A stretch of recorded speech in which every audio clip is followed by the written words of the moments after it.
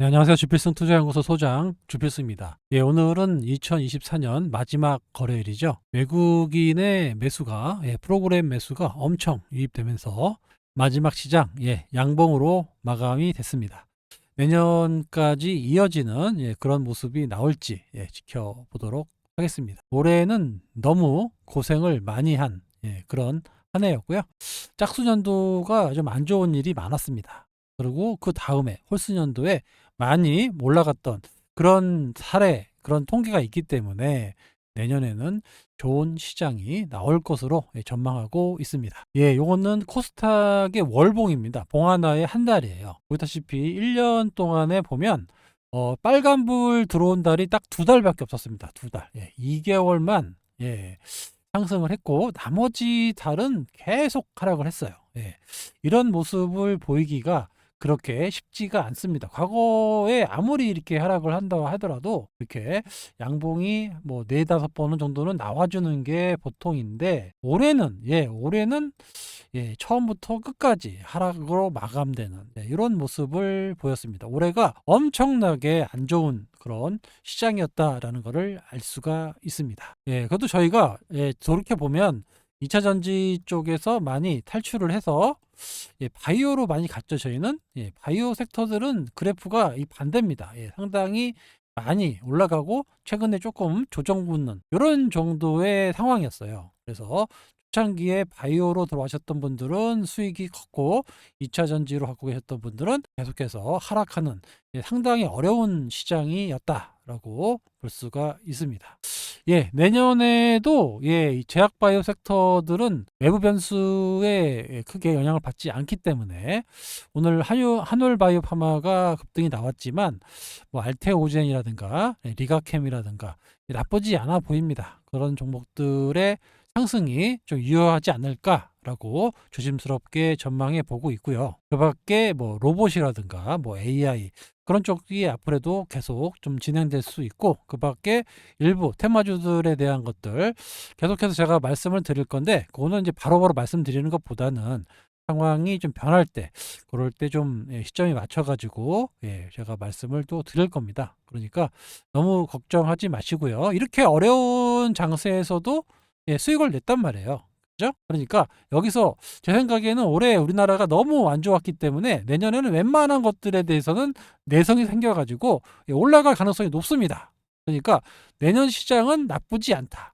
물론 정치적인 문제 이런 것들도 벌써 시장에 내성이 생기고 있기 때문에 그런 부분이 환율이 하락하면서 전체적으로 올라가는, 미국 증시는 좀 많이 올랐기 때문에 조정 내지는 박스권이 나올 것 같아요.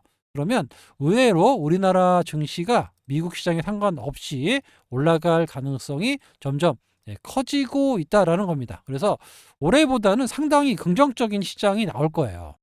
아시겠죠? 그래서 내일은 생각보다 좋은 이런 상승 추세를 보낼 수 있으니까 이제 너무 걱정하지 마시고 천천히 잘 따라와 주시기 바랍니다. 아시겠죠? 자, 수급을 잠깐 보도록 하겠습니다. 외국인이 거래소 시장은 1,200억 정도 팔았고 코스닥에서 2,300억.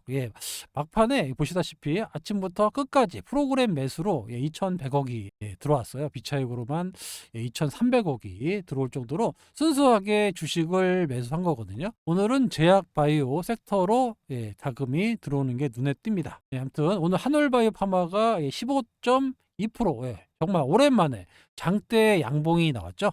요거는 이 연두색소는 연기금의 매수 동향을 차트로 만들어 놓은 건데, 과거에도 보면 연기금 현재 10% 정도 가지고 있어요. 지분으로.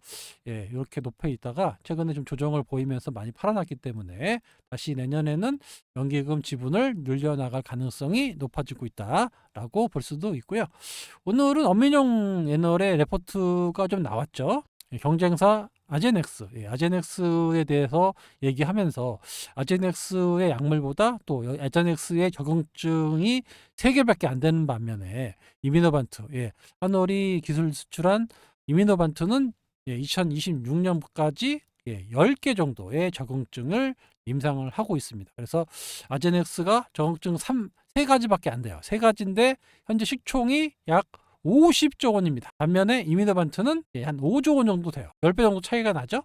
요렇게 해서 앞으로 이미노반트가 아제넥스의 시총을 넘어갈 수도 있다. 왜냐하면 효과가 좋아요. 예, 요거를 얘기한 겁니다. 그래서 오늘 급등이 나온 건데요. 이거는 제가 차근차근히 말씀을 드리도록 하겠습니다. 예. 아제넥스의 현 주가 상승은 이미노반트의 미래다. 이 얘기죠. 예. 현재 이미노반트가 매출이 좋아서 올라가고 있는데 시총이 50조 정도 되는데 결국에는 이미노반트가 그 50조를 넘어설 수 있는 그런 임상을 기대하고 있다라는 겁니다. 내년부터 총 5개의 적응증이 3상을 게시하고 있어요. 그래서 아까 말씀드렸죠. 예, 아제넥스는 3개의 적응증을 가지고도 지금 현재 시총이 50조 원인데 내년부터 5개가 3상이에요. 5개가 3상. 예. 그리고 추가적으로 26년까지 10개의 적응증. 예. 면역 관문, 예. 면역 치료제는 예, 좀 여러 가지 확장성이 많다라고 말씀드렸습니다. 뭐 100가지가 넘는다고 하는데 주력으로 해도 30개 정도가 계속 확장될 수가 있어요. 그런 점이 상당히 예, 그 시장의 캐파를 크게 늘려갈 수 있는 거죠. 근데 최근에 아제넥스가 예, 그 뭐 말이 좀 어려운데 예, MN이라고 예, 막성 신경증 예, 어렵습니다. 하여튼 유효성 부족으로 임상을 중단했어요. 그럼에도 주식이 좀 올라가고 있는 거는 비르가트 SC하고 예, 뭐 선포창, 뭐 ITC 이런 것들이 이제 이런 것들이 좀 뭐 임상에는 실패했지만 당장 승인된 것들 MG하고 CIDP 전년 동기 대비 약 40% 매출이 성장할 수 있다라고 발표를 하면서 올라가고 있다라는 겁니다. 현재 시가총액이 50조 원 정도 수준으로 상승 중이다. 아까도 말씀드렸다시피 3개의 적응증 가지고 현재 시총 50조를 하고 있다. 요걸 꼭 여러분들이 알고 계셨으면 좋겠어요. 근데 이 아제넥스보다 더 좋은 효과를 내고 있는 게 바로 이미노반트다. 요게 본격적으로 내년 3월 1분기니까 내년 3월 말까지 임상 데이터가 나오기 시작해서 내년 1년 내내 나옵니다. 내년 2026년까지 지속적으로 데이터가 나오기 때문에 데이터 나오는 그 시점부터 본격적인 상승이 나올 수 있다라는 겁니다. 이미노반트의 1402, 예, 1402는 예, 아제넥스가 5만 명 정도 타겟을 하고 있잖아요. 그런데 그거의 수십 배에 달하는 시장을 타깃하고 있다. 미국에만 7만에서 30만 명, 갑상선 30만 명, 예, 엄청난 예, 타겟을 하고 있기 때문에 성장성, 그러니까 임상 데이터만 나오면 성장성이 예, 엄청나다는 거예요. 아제넥스의 예, 캐파보다 훨씬 큰 캐파를 타겟으로 할 수 있다라는 겁니다. 그래서 여기 타이틀이 보면 기다림이 길었던 본 게임 이제부터 시작이다라고 예, 말을 날 레포트를 낸 겁니다. 그러니까 내년에 보자는 얘기죠 한마디로. 예, 그 점이 벌써 오늘 반영이 된 거고요. 자, 1분기에 MG 중증 무력증, 무근력증, 임상 3상 예, 탑라인 발표가 있고요. 그다음에 이거 어렵죠? 예, CIDP라고 할게요. 예, 만성 염증 탈수 초성 다발성 신경병증 예, 어려워요. 예, CIDP. 그것도 예, 임상 중간 발표가 남아 있습니다. 예, 요거를 토대로 해가지고 1402 긍정적인 예, 효과를 낼 걸로 예상이 되고 있습니다. 내년 1분기 중으로 예, 5개 정도의 적응증을 또 추가한단 말이에요. 아까 말씀드렸죠. 2026년까지 10개의 적응증 확장한다는 겁니다. 그래서 2060 1분기까지 10개의 적응증으로 확대할 것이다 라는 거죠.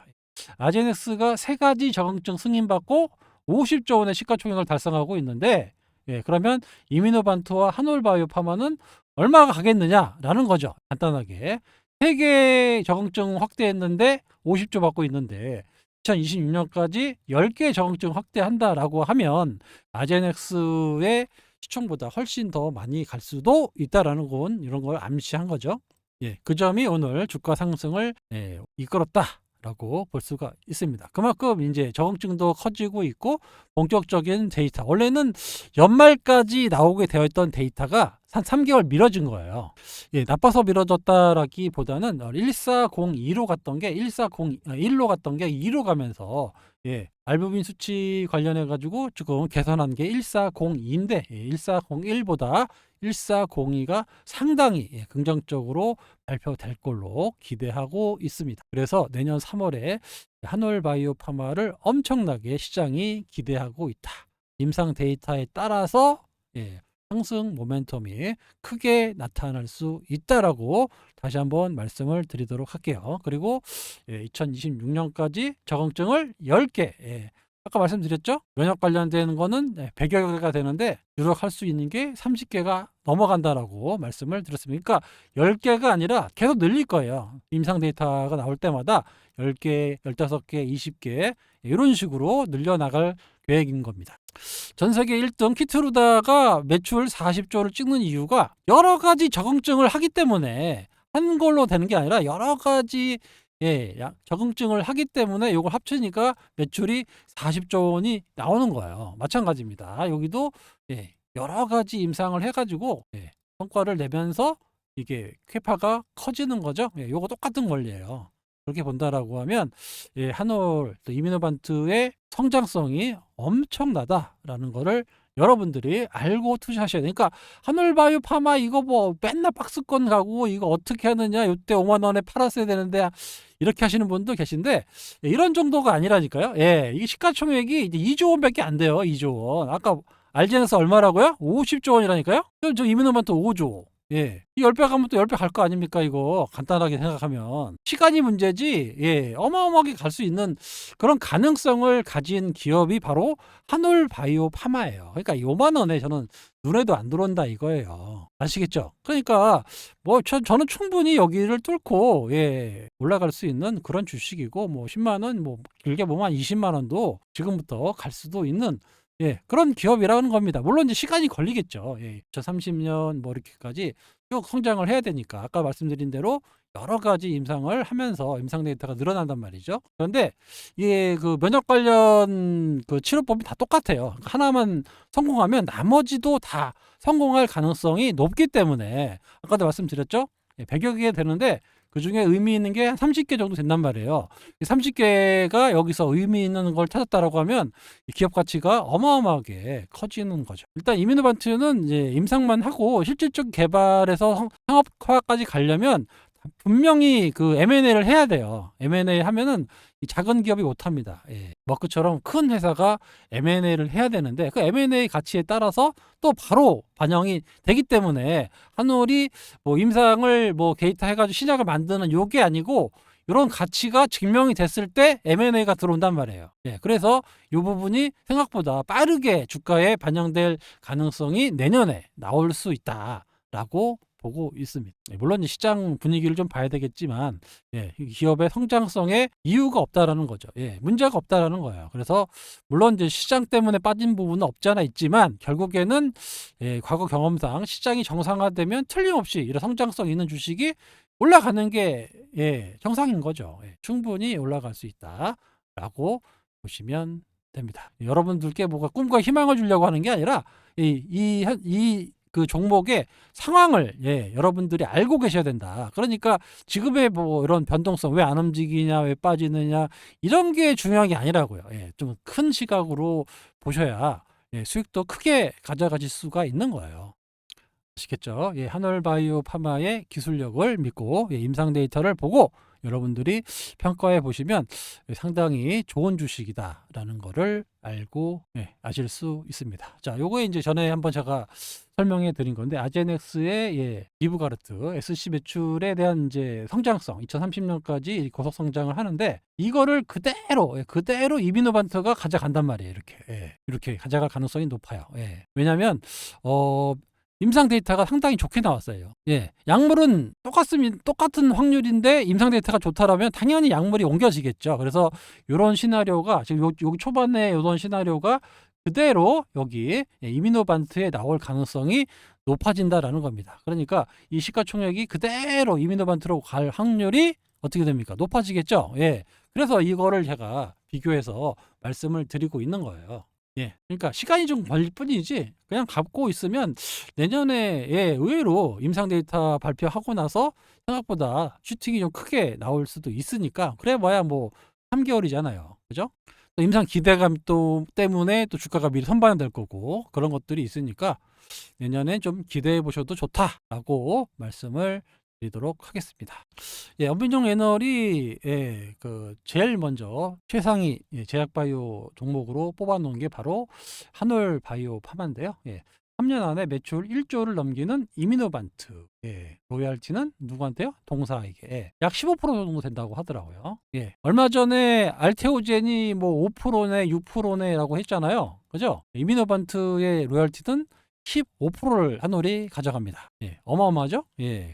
그러니까 한올이 엄청난 수익을 볼 수 있고, 일본이나 국내는 또 한올 바이오파마가 독점적으로 가져갈 수 있어요.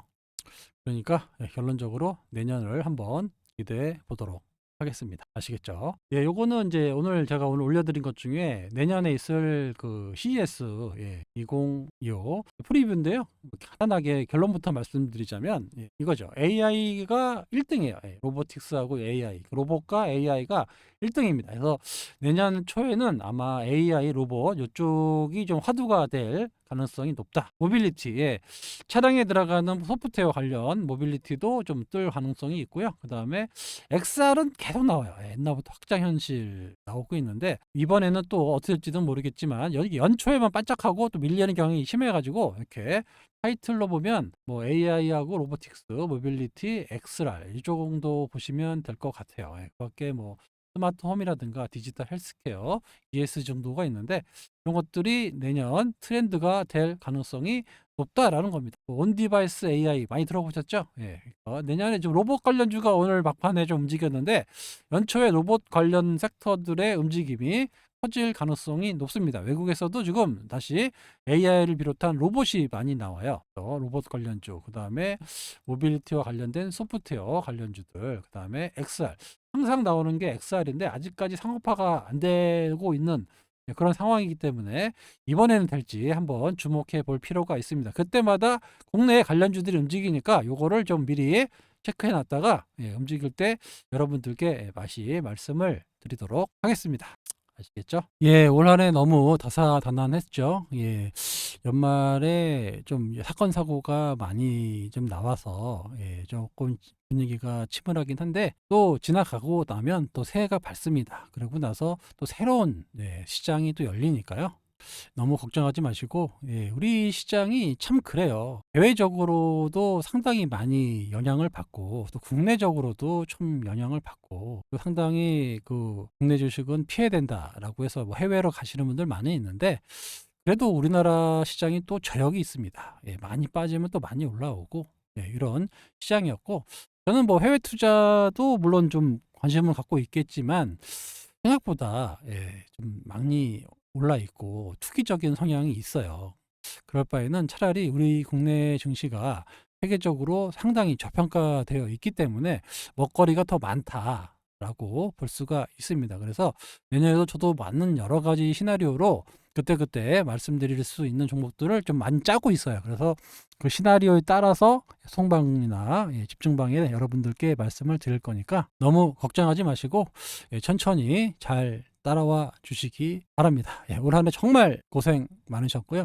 새해에는 소망하시는 일 모두 이루어지시길 바랍니다. 새해 복 많이 받으시고요. 1월 초에 인사드리도록 하겠습니다. 감사합니다.